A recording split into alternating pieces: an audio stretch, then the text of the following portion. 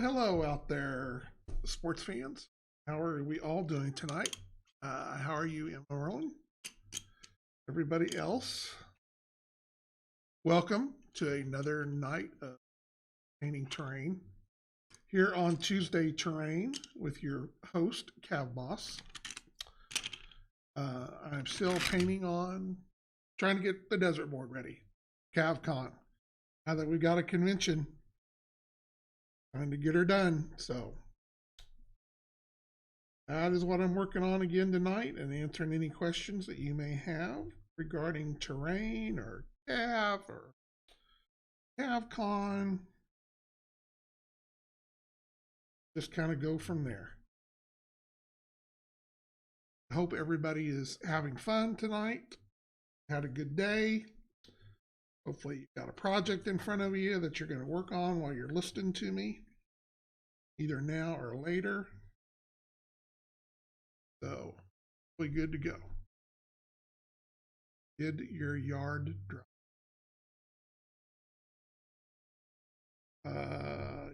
Yes.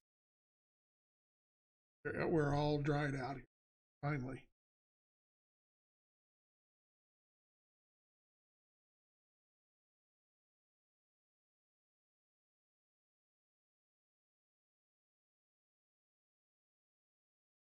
Spring is poking its head out a little bit this week. I'm sure it's just messing with me, but we shall see.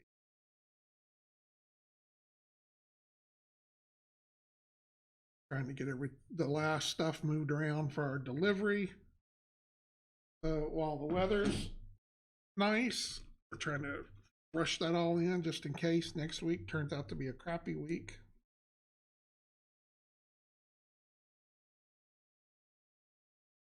Do more stuff outside, move stuff between buildings, and etc. etc. etc.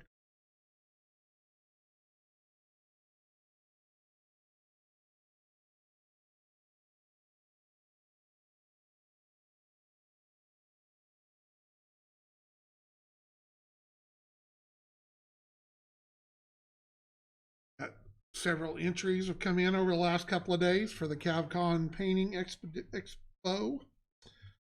So that's cool. Try to start getting them loaded up tomorrow.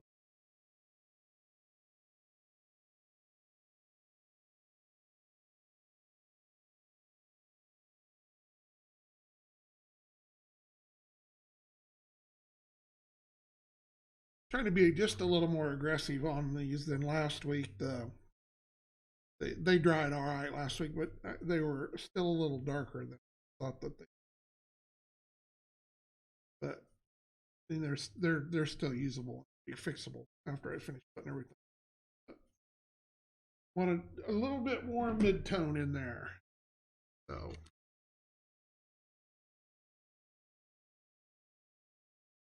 That's good. Well, you still got 3 weeks or so, so all good.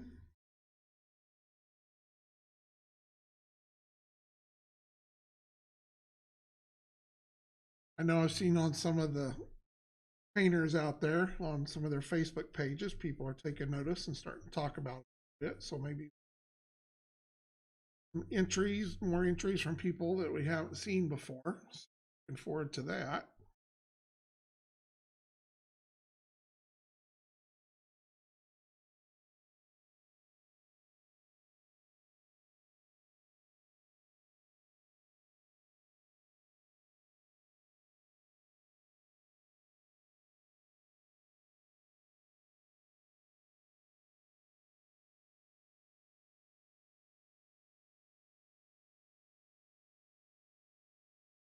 And in case you didn't see the link, we got the convention t-shirt, some older shirts, some new things up that you can go get before the convention.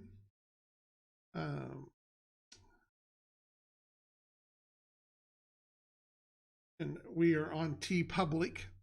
Just go on there and do a search for Calvin Games.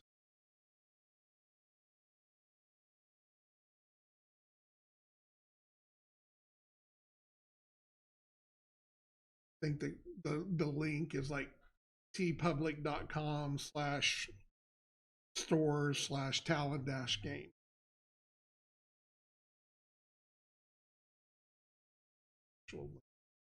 Should have. We'll be adding some more stuff up there as we go along, even after the convention. But they have all different ways. You can do it on shirts, you can do it on stickers, or they all kind of thing coming.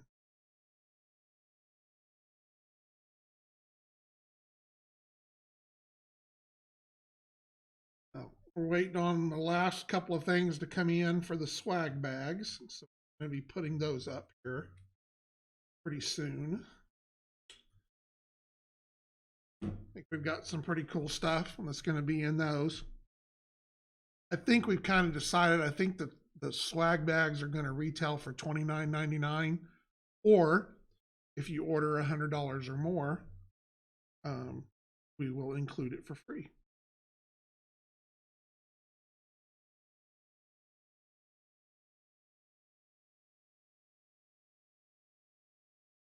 I think that was the last plan that I heard.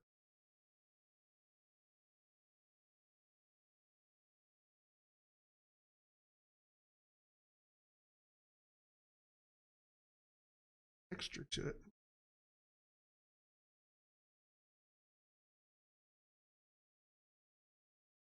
But it's going to have all kinds of cool stuff in it. So all unique stuff that we just haven't done up for the show.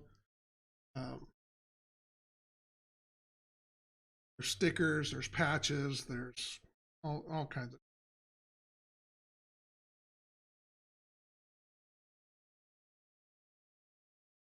All comes in a nice black swag bag.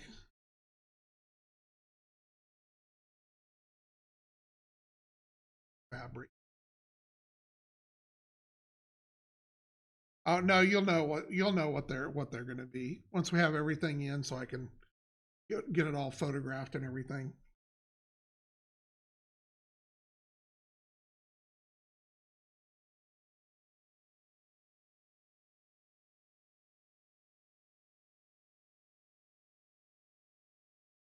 But supplies will be limited, so once they are gone, they are gone. That in mind.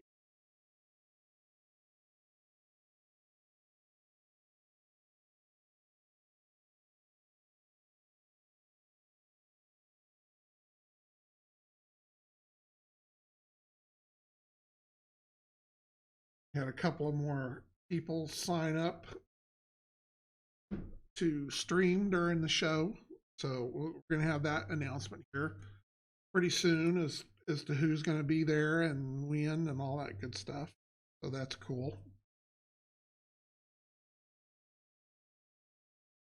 Every time I think we've got it nailed down, somebody new shows up or we plan something new, and it's like, okay, we're all over. Guys, I've only got 3 days.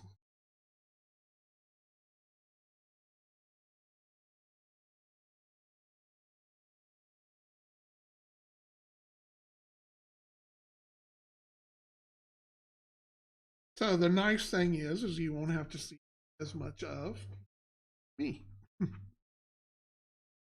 New people showing up.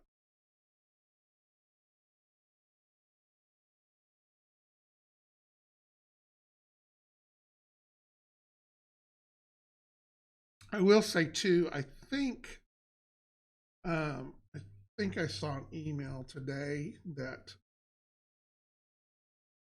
TeePublic is going to have a pie sale on the 14th of March, 3/14. I think that's what I read it. That there will be, and everything is going to be like off 35%. So, no, that's true. No, more interest is better. So, but I think it's just a 1 day sale. Well, we'll check that out tomorrow. If it is, we'll get that information up for everybody. I know that they did a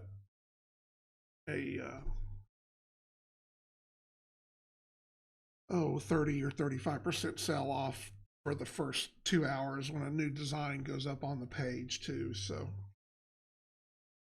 but I think in case you miss it on those 2 days, it will be, I think, 5% more, and pretty sure that's.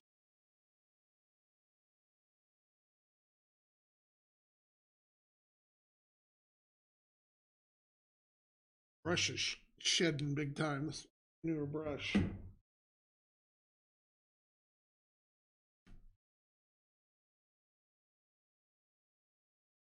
Oh, cool.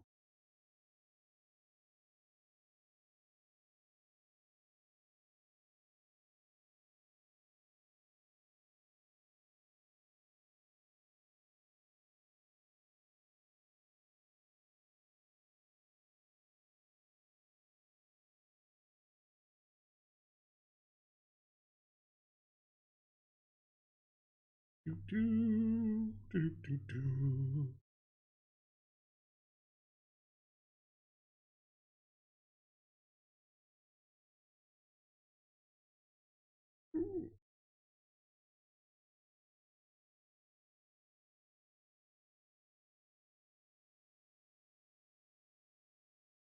But I'm generally and genuinely anxious, looking forward to the show this year. Everybody will find it much better,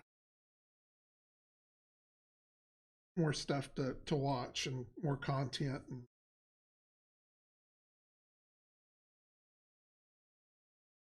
we have some really good painters on there, show you some great tricks, get you inspired. Be playing a little bit of CAV. We probably won't play as much that I had originally kind of planned on, just because we ended up with so many more people doing things. And that probably you'll see more of that. Oh yeah, no, it was a fun show. I mean, me and James had a blast. But like I said, it was just we just kind of decided at the last minute to do it, or I decided really. It's James had been on me a couple of weeks earlier, and like I said, it worked out good. We had a good time. I think everybody that was there enjoyed it, listening to us, and hopefully you learned something in all of our crazy banter.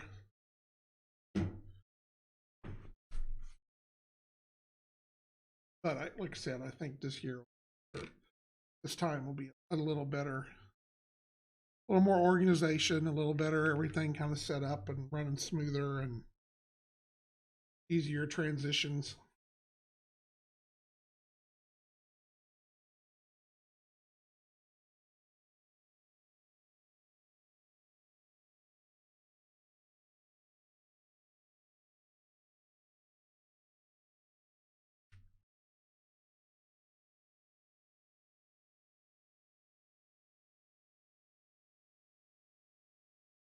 I was really, really blown away by, he's so down on himself all the time. I don't know if he's in. So if you are, James, I'm sorry. I'm not trying to talk about you. Well, maybe a little. Uh, but he's always really down on himself as a painter, and James is a great painter. I mean, he goes out there, he listens to people, he learns new techniques, he's always trying things, um, and he just doesn't give himself as much credit with what he does. And but his cockpits just blew me away. All the time everybody's talking about jeweling and everything like that, and and I like when they do the different colors and stuff. But I've always been kind of a black cockpit, or or blue, like it's reflecting the sky more so than some of the stuff that they do. Um, but that black with the white on it just blew me away. Quick general question: all units, even if they have to be on the exact same size, style, base, correct? Only for tournaments. however you want to play, however you do your stuff, you can do it however you want to do it.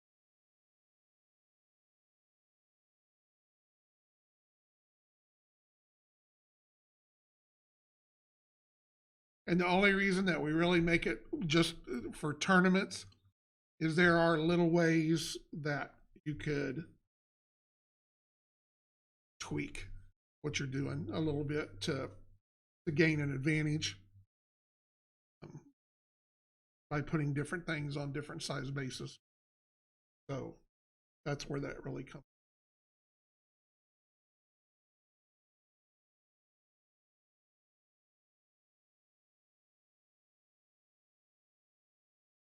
I mean, from the sake of um, uh, me building a forest, I'd want all my stuff to look the same on there. But well, yeah, I mean, close combat, and that's exactly how you could do things. Is you could put, if you had a CAV that was really really good at close combat or something like that, and you were planning on doing that, you might put him on the maximum size base round, just so that you can get closer up to somebody quicker or something like that. And then, whereas if you were trying to, somebody that you were going to be further out, put them on a smaller base. I mean, there's just little things that you can do to tweak your force. That if we make it, everything's got to be the same, then it just cuts any chance of that. So it's up to you. You have to decide: do you put everybody on big round bases? Do you put everybody on medium-sized hex bases? But it might benefit somebody, but it may not benefit somebody else.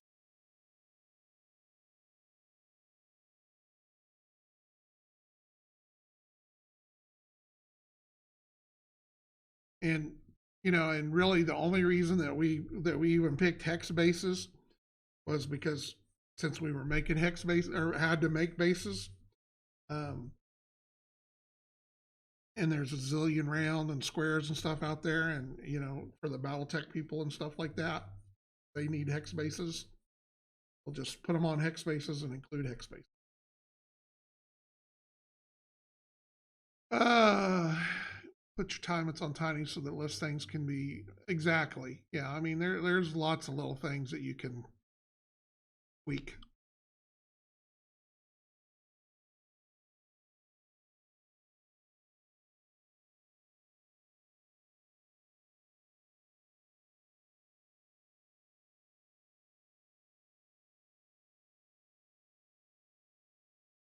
In hindsight, I wish that we had done all of our hex bases as 35 millimeter instead of the 30 millimeter, but hindsight is always. But it doesn't bother me as much because I'm not a big base guy. Um, I don't like the bases to um, take away from the game. Sometimes they can, especially if you've got everything on green bases and playing on a ice board. Kind of looks fun.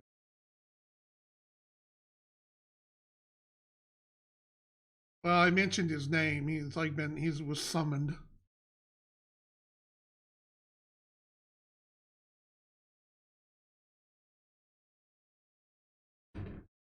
Be forth the summoning.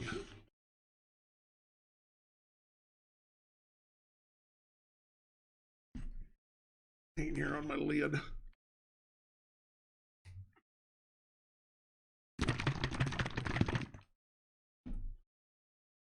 And about time to clean my gets here a little bit. Kind of rough around the edge.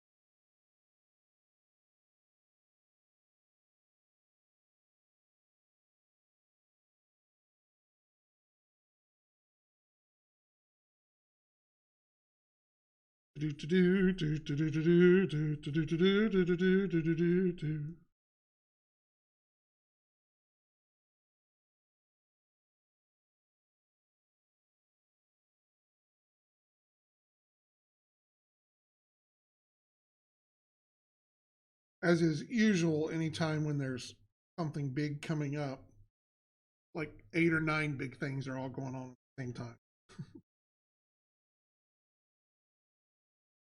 Crazy 2 days already this week.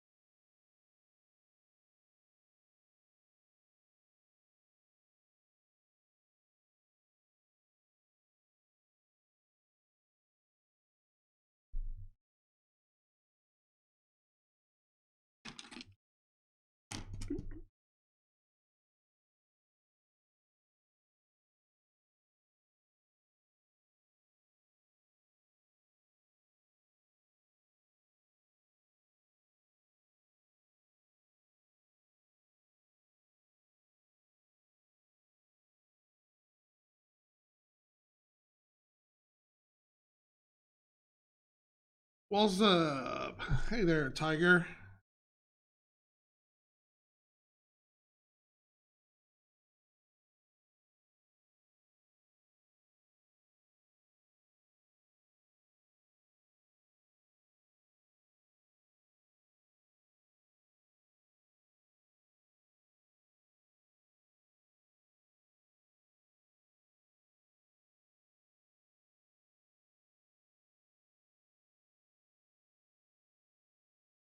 More terrain. Well, this is Terrain Tuesday, so hopefully there'll be terrain every Tuesday.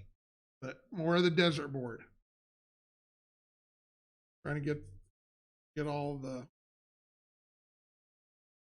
fill-in pieces done and get switched over to finish up the last stuff on the big one. I've still got 3 weeks. I'm getting there.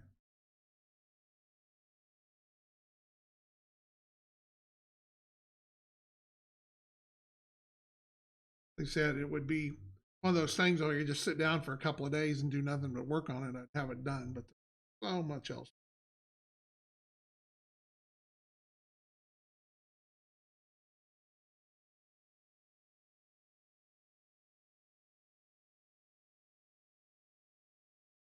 We're in the middle of a big restock.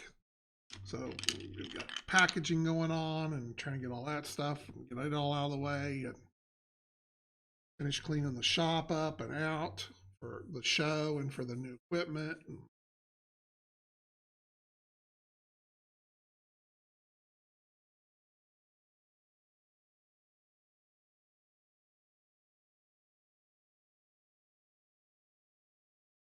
Well, actually, for me, I mean, working on something 3 weeks before I actually need it is a skill.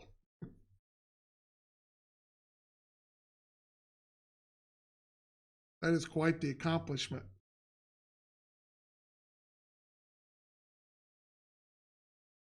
My wife can verify that.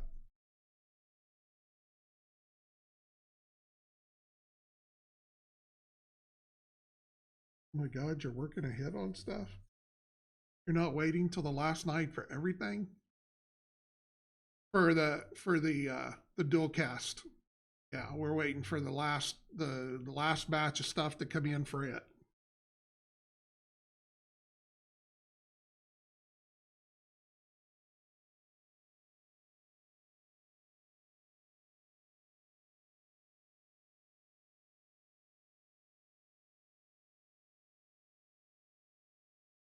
So that'll make, as long as it all comes in next week like it's supposed to, it's probably some of it's going to get kind of pushed to the side till CAV-CON's done and out of the way, but it should make for a good April. So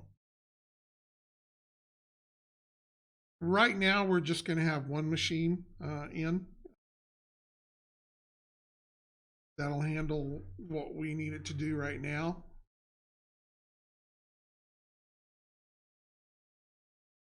No, as we start stocking more of the dual cast stuff, then so those will probably be go down to and be distributed by re.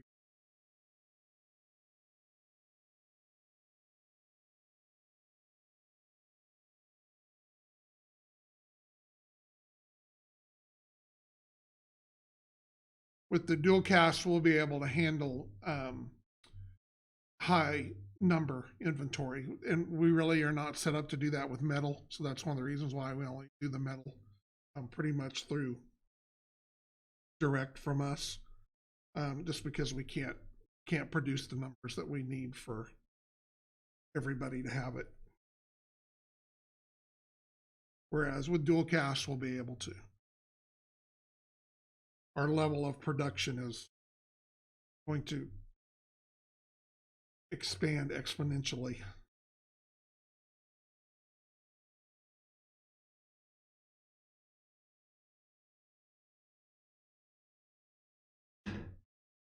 We'll be able to do as many minis with the dual cast machine in an hour that it would probably uh, take us, I don't know, a week to cast in metal.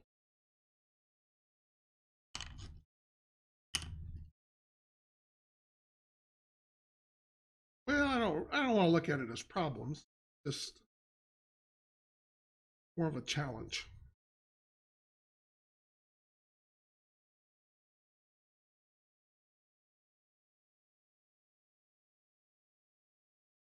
And there's really kind of an art to metal casting. You've never done it before, and and it's a skill set that's easy to pick up over time. But you have to have somebody that's willing to sit down and take the time to teach you some of the tricks and some of the ins and outs and stuff like that. And that's um, I don't always have that ability, to spend time with somebody to get them on track where I need them to be able to produce consistently in metal. Whereas dual cast is once molds are loaded up, um, a monkey could make it work because all you got to do is push a button.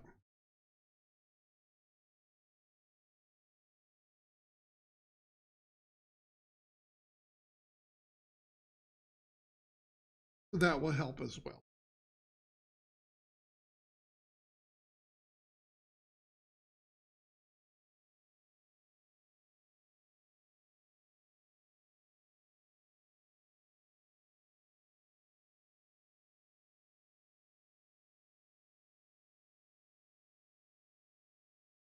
Are the molds metal or rubber for dual cast?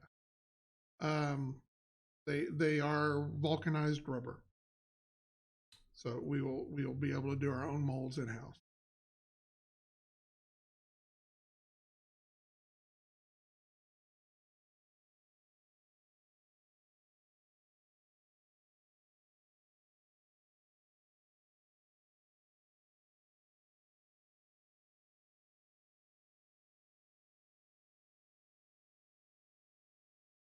They are not traditional. I will say this: they are not traditional vulcanized rubber molds as you would see for a metal casting machine.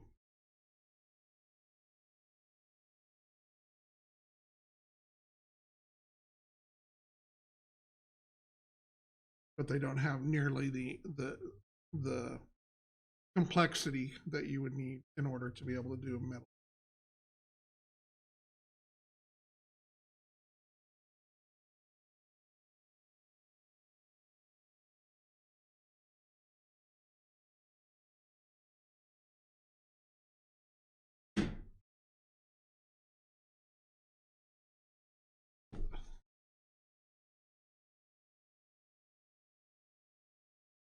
Hey, there we go. All righty.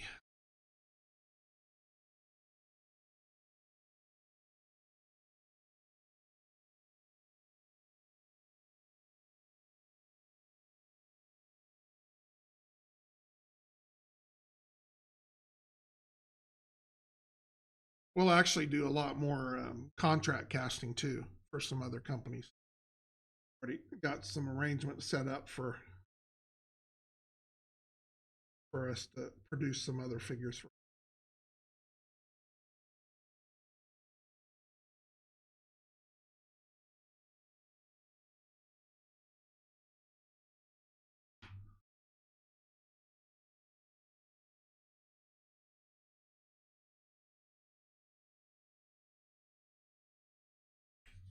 And there's a good chance over the next, 5 years or whatever, that this technology and stuff will become the go-to for a lot of companies.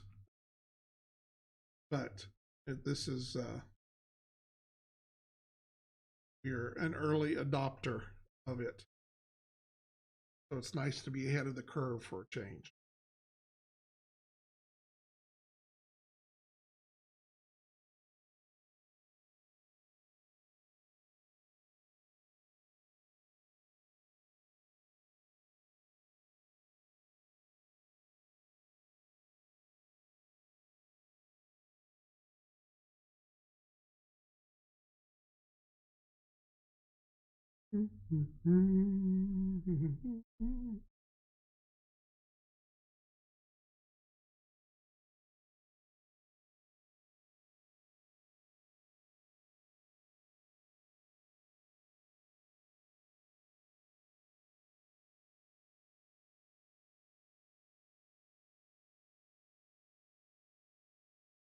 Um, yes. Well, I mean, that's what we're doing. I mean, so we're going to be doing injection molding. Um, it is something that we have looked at. We think we will have the ability to do the large scale calves. I don't know about the drop ships. I'm sure that there's probably a way that we could do them. If we could, we'll just have to we're going to have to approach the drop ships in a different method. So we'll have to kind of figure out how to engineer those down the road. So it's something that it could happen. But I think that we will, as we get more accustomed to the system and figure out how things work best, I definitely think there's a good opportunity to do bigger pieces.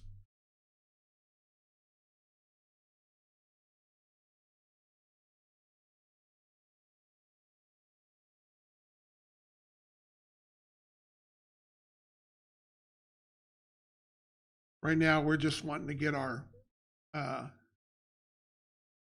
yes, they would still use the dual cast material.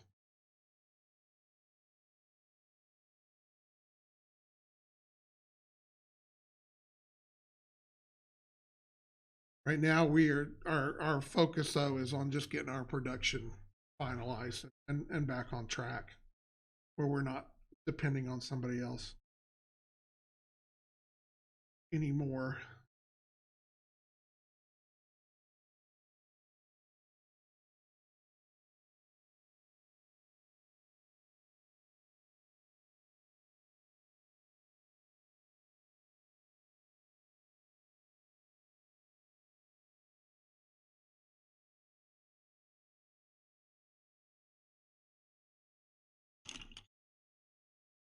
Yeah, I think that I think the machine can accept up to like an 8-inch thick mold.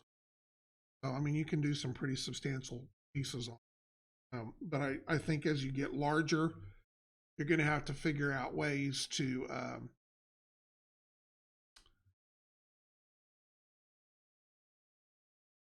re-engineer your models to work. Well, yeah, I mean, once we're up to full speed, they'll be monthly release. So we have a huge backlog of figures to release. So we developed, I had, by the end of 2019, beginning of 2020, I had really thought that we would probably do another Kickstarter in 2020. And then, so we had already kind of been moving ahead with that, with pieces and doing things. And then COVID hit, and that with all the every other day, they're talking about Chinese stuff or tariffs and everything, and I just decided I didn't want to go down that path. So that's we started looking at alternatives. This is we found this system. We spent some time researching it and figuring out if it was going to work for us, and so there'll be some bumps. There'll be a learning curve. This is all new technology, so I'm sure there are things that that that they don't even know that'll come up, or problems that may happen. So, but I think it's matured enough at this point, and I've talked to some people that already have their version of it in, and I think we'll be got quite a bit of experience with this stuff over the years. Figure it out.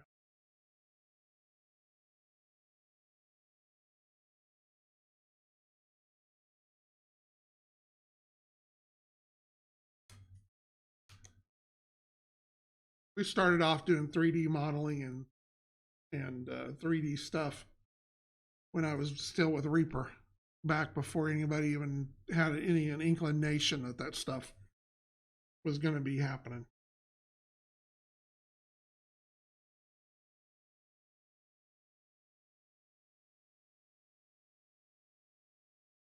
I can pretty safely say that we had access to the first in-house 3D printer than anybody in the.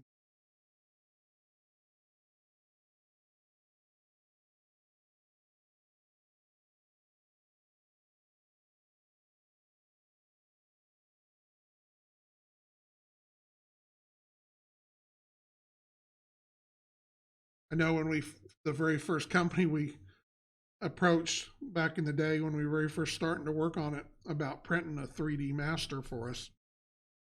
And there wasn't a whole lot of them out there that you could go to at the time. They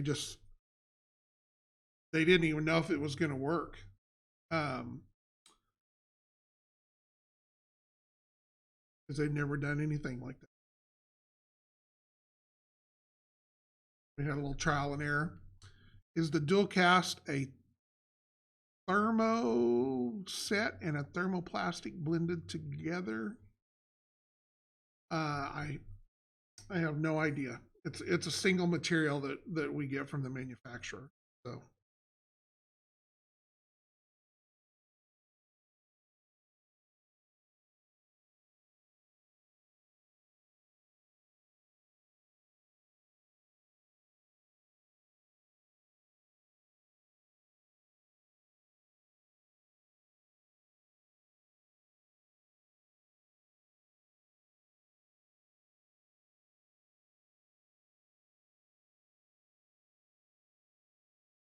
it is officially a thermoplastic resin.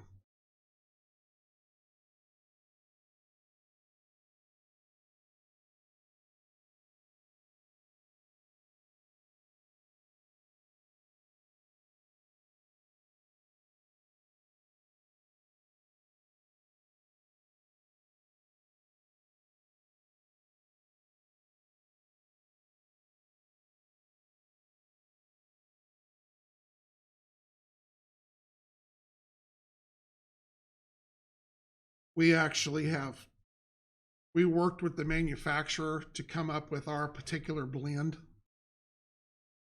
So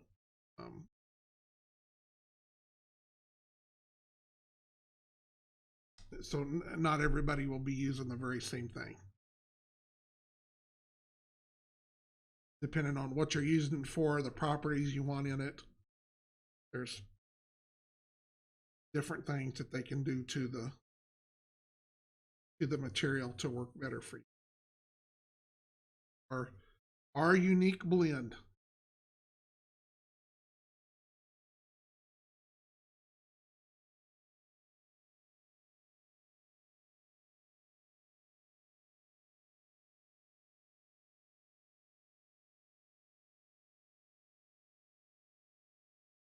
That's why I was more comfortable with us branding it specific to us rather than use um,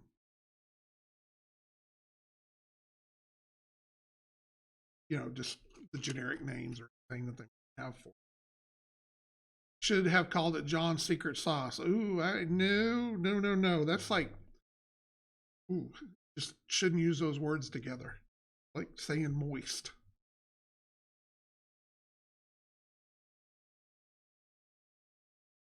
Caused me to have horrible nightmares now all night thinking of John's Secret Sauce. Eee.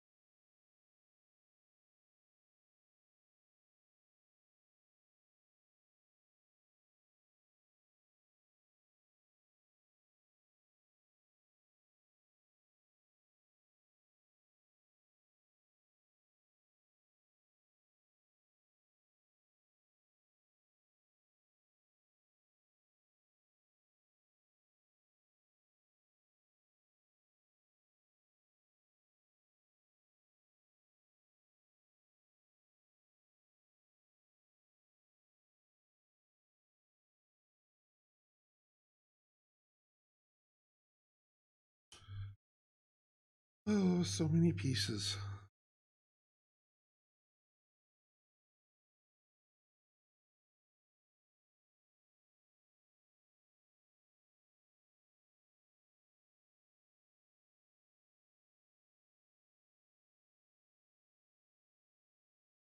I would say chances are pretty good that I'll be done with these before next Tuesday. So you won't have to go through another hour of this. We'll be hopefully finishing up some of the big pieces.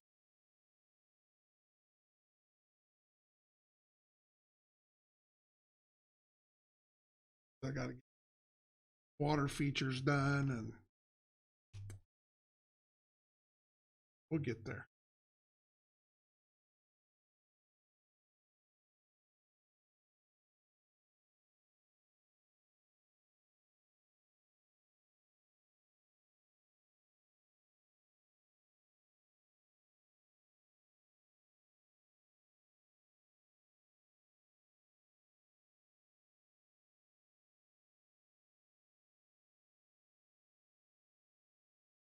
When do you think the first meetings are going to come off the cast machine? Uh, Probably 2 days before the convention. So both the two new minis that we'll be releasing, the Kodiak and um, the Mamba vehicle will be cast.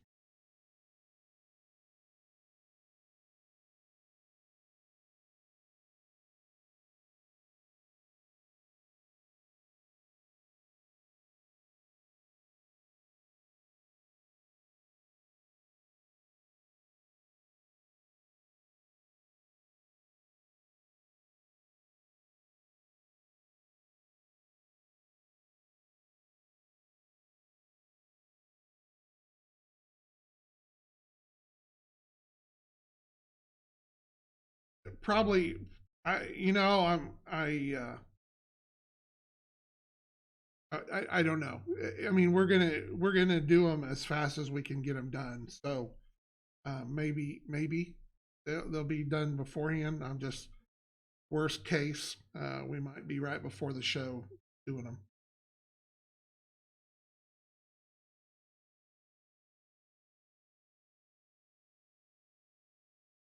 And we had thought about doing a pre-order. I just hate messing.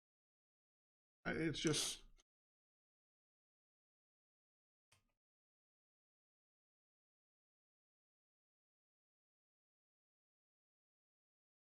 I know that and it seems like anytime I've ever done a pre-order, it always that's when something comes up that's at least this way is if something was supposed to happen, I mean, or did happen, I don't think that it will. I think that we've covered all our bases right now. But that way, if we don't pre-order it and we're not promising it right then for sure, if we don't start shipping them until the week after the show, it'll.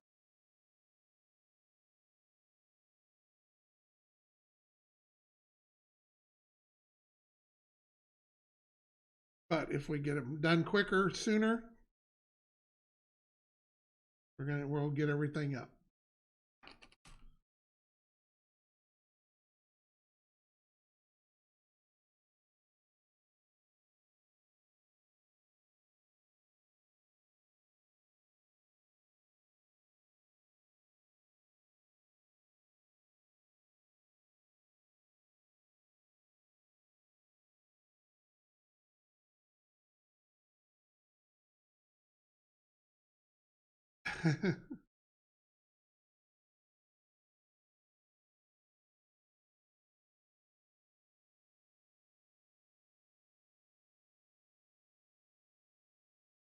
Yeah, I would imagine if we ever do a Kickstarter ever again, I mean, that's basically what Kickstarters have become now.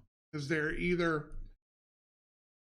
you as a company are so large that you can give such a because there's a level that you hit um, in Kickstarter that you can actually make money off. The $60,000 and $80,000 Kickstarters don't do it. So that's why we used them strictly for producing molds and then have production left over to push out there for retail, which is what Kickstarter is supposed to be. And it worked for us. But there is a level that you can hit, that once you hit that level and pay for tooling and pay for all that stuff, is that all the money at that point on is profit. There might be something unforeseen come up, but especially because hardly anybody's doing shipping included anymore. They're doing shipping separately. So you don't have to worry about taking a big shipping hit if you promised free shipping, which is done in a lot of Kickstarters. But we were never going to be able at this point to hit that critical mass where we could make Kickstarter. So that's really where Kickstarters are now. Is either you are such a juggernaut in what you're doing that you can get the people to come out there and spend $3 million or $8 million, whatever some of these bigger Kickstarters are doing. Those guys are, they're, unless you just, I mean, as long as you know what you're doing. I mean, you can go out there and do a 6 million Kickstarter, and if you don't know what you were doing to get it set up, you could be in big trouble. But the guys that are doing those kind of Kickstarters now, they know what they're doing. They know where to plug everything in at. So there's those. Then you got everybody else that is kicks, and this is game industry wise. So this is not, I'm not applying this to other people that are doing things in Kickstarter like comic books or whatever. Then you have that next batch of people that are using Kickstarter as a pre-order. Okay. So they're not really giving you a whole lot. They may throw some extra freebies and things in there, but you're still paying, you pay $69.99 for that Kickstarter, and that box, may retail down the road for $89.99, so you get maybe a 25% discount. So you have a lot of Kickstarters that are doing that now, that are they're just pre-orders. And if we were ever going to do a Kickstarter again, that's probably what we would do. We would basically use it as a pre-order system, just so that we could judge interest or whatever, and as it gets to the end or whatever, if we didn't get enough people, just cancel the Kickstarter. Voila, you're done with it and move on. Um, then you have all the Kickstarters where everybody is uh, producing 3D digital files. Everybody's getting these weed whacker printers, and they're not as easy as everybody makes them think that they're going to be. So you get a lot of people that get one in for $400 and can't understand why they can't even produce a square block. But that's another problem in and of itself.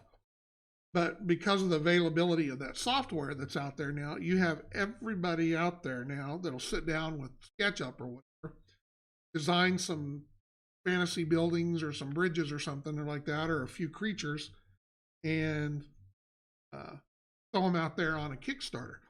Because all they have in the Kickstarter is their time. Um, they whatever it took them to produce it, and they get whatever money they're going to get. They wait for it to fund and get their money from Kickstarter. Then they send you a link for your files. They've got no shipping. They've got no overhead. They're nothing. I mean, they are done. And so you've got that whole level of these guys out here that are doing $10,000 Kickstarters every time you turn around because they're easy to do and they can keep fulfilling them. The problem that you're going to find with those, if you haven't already, is just because they know how to put something in SketchUp and make it work, A, doesn't mean that it's going to print worth a shit, and B, again, is it may or may, and what you can do on the screen, and what you actually get done are often very, very different beast. So you have to be really, really careful with that. There's for every decent 3D file Kickstarter out there that you can get, 20 of them are like you said are just garbage. I've backed a bunch of them and get stuff in just so I have them, but I've spent hours fixing people's models, just even so that you could get them where the machine would understand them, and then and get something that you can print.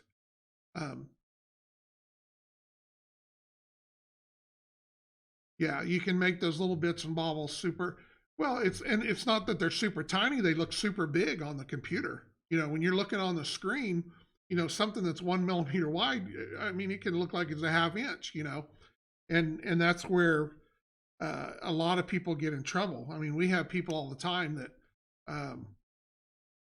want to come in and sculpt for us, and I'll just send them something simple, or have them submit a piece for us that they've done for something for it to look at, and I can look at it in 30 seconds and tell you whether they're worth messing with or not.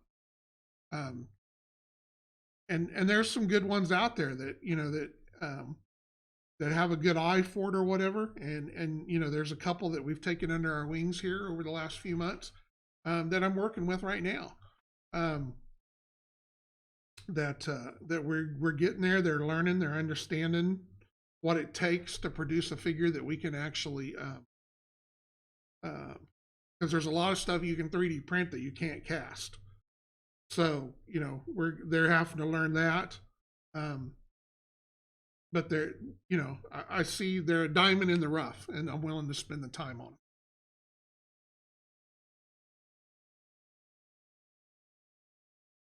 Yeah. Oh well, I mean, it's not sometimes; it's all times.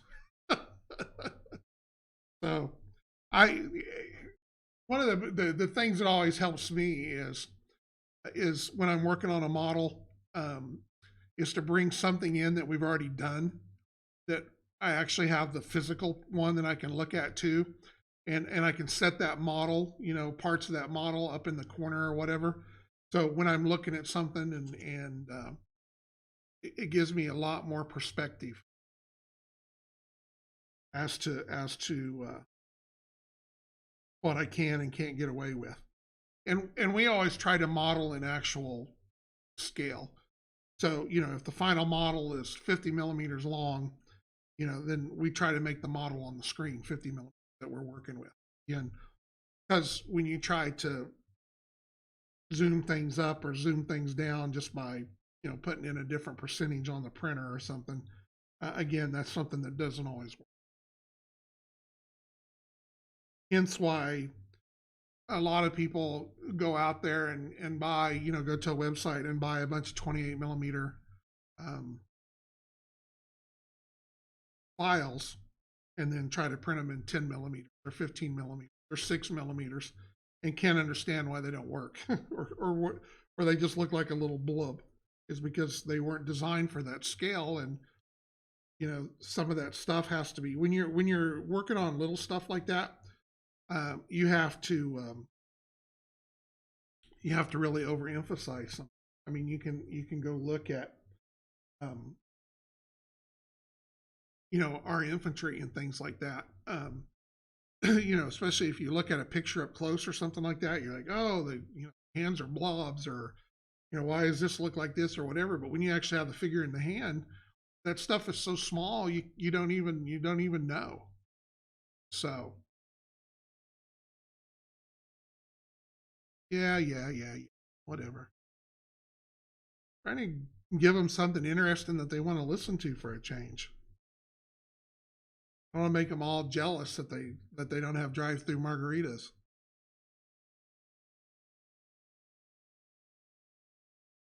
I heard on the radio over in Wichita there's a pizza place over there that is doing home delivery, and they'll bring you a Bahama Mama. So you don't know what that is? Go look that drink up. That is a drink from hell. But they'll deliver it, or any of your favorite bar drinks, and that's scary. A pizza place.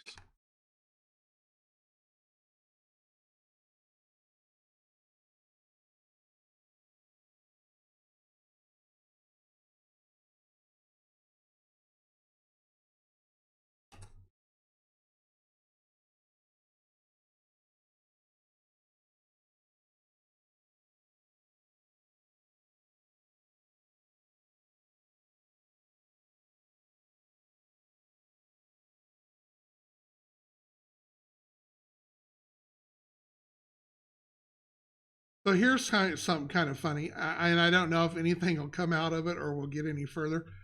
But we actually have a brewer here in El Dorado that does their own craft beers and everything, and they have a little bar downtown that you can go to in better times when COVID's not blowing up. But I know the two guys that own it, and uh,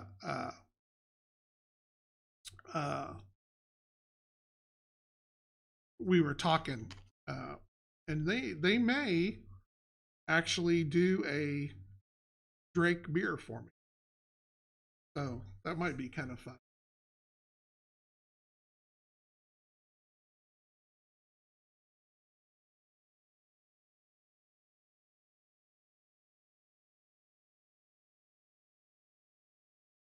And it may not go anywhere, and it may end up being more than what it's got to be, but that would be kind of cool.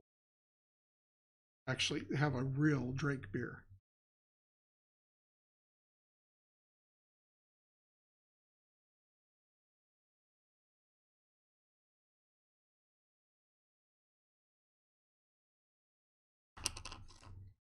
And I think that they're set up too for. I think that they ship and their beer out too. That'd be, you could actually order a 6 pack of Drake's beer, and that'd be fun.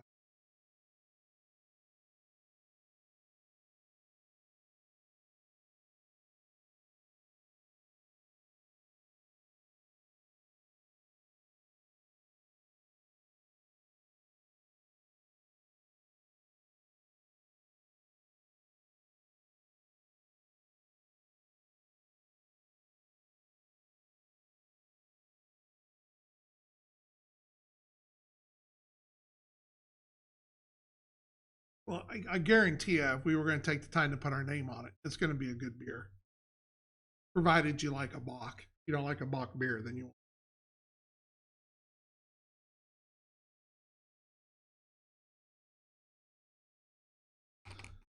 All right, I'm going to finish these two, and then we're going to call it a night. We're already at the witching hour. I almost got done with them. But that stack, those like poker chips, those can wait till I'm back on it. My paint's almost dried up.